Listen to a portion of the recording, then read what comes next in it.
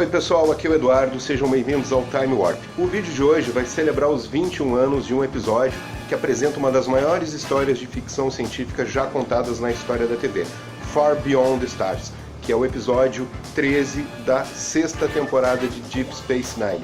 Foi ao ar pela primeira vez em 11 de fevereiro de 1998. Será que a estação não passa de um sonho de Benny Russell? Tá no ar o Time Warp.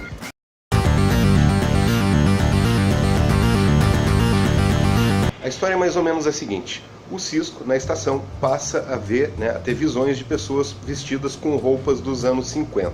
Ninguém mais vê, só ele vê, ele acaba tendo até um desmaio e vai parar na enfermaria. A questão é a seguinte, além disso, ele começa a se ver como Benny Russell, um escritor de ficção científica da mesma década, dos anos 50, que trabalha numa revista chamada Incredible Tales, na qual os outros escritores são interpretados pelos atores que fazem a tripulação da Deep Space Nine. Então ali na redação a gente vai ver a Kira, vai ver o Odo, vai ver o Quark, vai ver o Bashir, vai ver o Martok, mas todos eles sem as suas próteses e as suas maquiagens, o que é muito legal porque a gente acaba vendo eles atuando de uma maneira diferente da que a gente está acostumada na série. E também a gente acaba percebendo como eles são grandes atores, Isso fica muito claro nesse episódio. É um episódio dirigido pelo Avery Brooks, que faz o Cisco, e que tem uma atuação extraordinária. Bom, na revista, eles estão ali programando a próxima edição, e aí o editor diz para eles, o editor é interpretado pelo René Auberjonois, que faz o Odo, diz para eles que na próxima edição vai ter que sair uma foto de cada um deles, porque os leitores estão querendo saber qual a aparência deles, estão curiosos para saber a cara, o rosto de quem escreve aquelas histórias que eles leem todo mês. Evidentemente a Kira não vai sair a sua foto, porque os leitores não podem saber que é uma mulher que escreve, por conta do machismo ainda nesse período, na década de 50. E claro, também o Cisco, que na verdade é o Benny Russell, não poderá mostrar o seu rosto por ser um autor negro. E por que isso, Vamos contextualizar historicamente. Nesse período, década de 50, o episódio se passa em 1953, o racismo nos Estados Unidos é aberto. Existe legislação que segrega, brancos e negros. Ou seja, a autoproclamada democracia mais antiga do Ocidente, terra da liberdade, tinha um sistema de apartheid. Até pouco tempo atrás, poucas décadas atrás, ainda vigorava nos Estados Unidos a separação de brancos e negros. Mesmo com a Constituição garantindo a igualdade de todos, norte-americanos, na prática isso não funcionava, porque cada estado tem as suas próprias leis, ou tinha as suas próprias leis naquele período. E aí o que acontecia? Existiam as leis Jim Crow, que eram leis que pregavam, determinavam a separação de negros e brancos em locais públicos, como trens, como ônibus, e principalmente em escolas. Nas escolas, brancos e negros não estudavam juntos. E para se ter uma ideia, como eu disse, o episódio passa em 53, é só em 1954 que a Suprema Corte dos Estados Unidos vai decidir que não pode existir a segregação de negros e brancos nas escolas. Mas, para cumprir a lei, quando acaba essa divisão, a polícia mesmo assim tem que escoltar os alunos negros, porque eles corriam o risco de serem linchados. Somente 10 anos depois, em 1964, é que as leis Jim Crow vão ser revogadas definitivamente pelo Civil Rights Act, que é uma lei sobre os direitos civis dos negros. Só que isso não foi dado assim de bom grado pelo governo, pelo judiciário dos Estados Unidos. Isso foi conquistado através de lutas do movimento negro norte-americano. Um dos maiores líderes desse movimento, muito conhecido, é o Dr. Martin Luther King, que conseguiu, através da sua luta pacífica, conduzir uma grande marcha para Washington, que foi um grande movimento político de protesto, no qual ele fez o famoso discurso I Have a Dream. Então foi através desses movimentos, organizados pelos negros norte-americanos, que eles conseguiram conquistar os direitos iguais na legislação, que até então não existiam para os negros nos Estados Unidos. No fim, o Dr. Martin Luther King acabou sendo assassinado alguns anos depois, num episódio que até hoje não foi bem esclarecido ainda, mas certamente foi assassinado por pessoas contrárias ao fim da separação entre brancos e negros na América. Mas depois desse parêntese, para contextualizar onde a história se passa e sobre o que ela está falando, vamos focar aqui no episódio. Sobre o que trata o episódio? Sobre a história que o Benny Russell, esse escritor, né, que o Cisco está vivendo a vida dele, a história que ele escreveu para a edição daquele mês da Incredible Tales. É uma história em que a gente vê tudo que a gente conhece da Deep Space Nine. A gente vê a estação, a gente vê o simbionte da Jadzia, a gente vê uma mulher forte como a Kira. Em suma, né, tudo que a gente está acostumado a ver em Deep Space Nine, o Benny Russell criou, né, como uma história de ficção científica para essa revista. Inclusive, é claro, um Capitão Negro.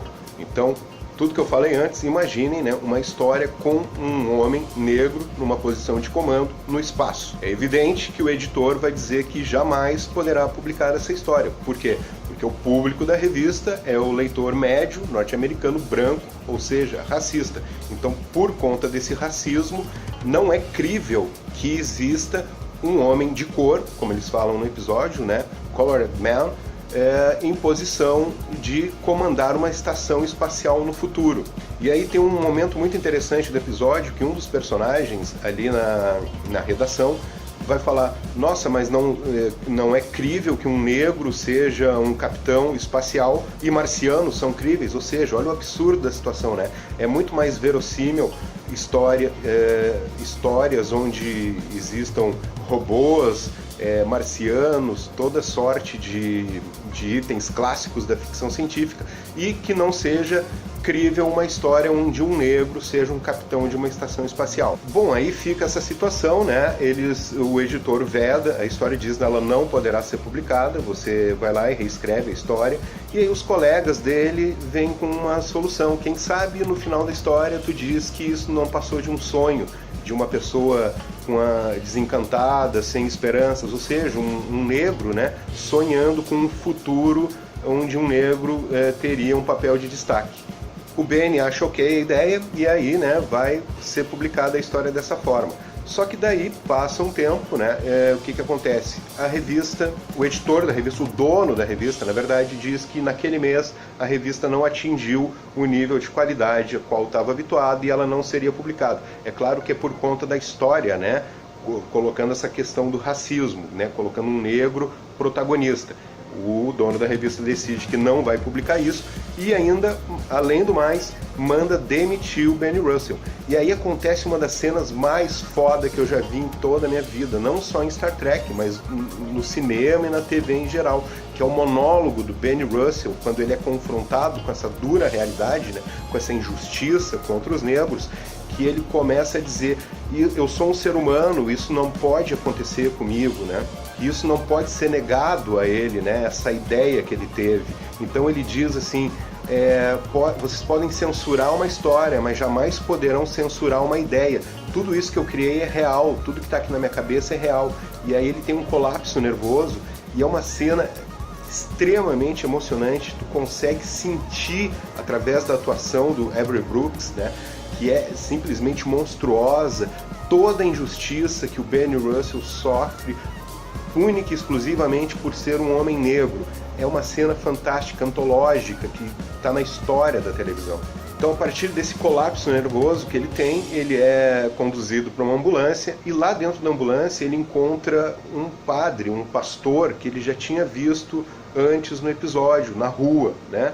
E é esse pastor, que é interpretado pelo ator que faz o pai do Benjamin Sisko na série, ele diz para ele: você é o sonho e o sonhador, ou seja, ele é o criador e a criatura.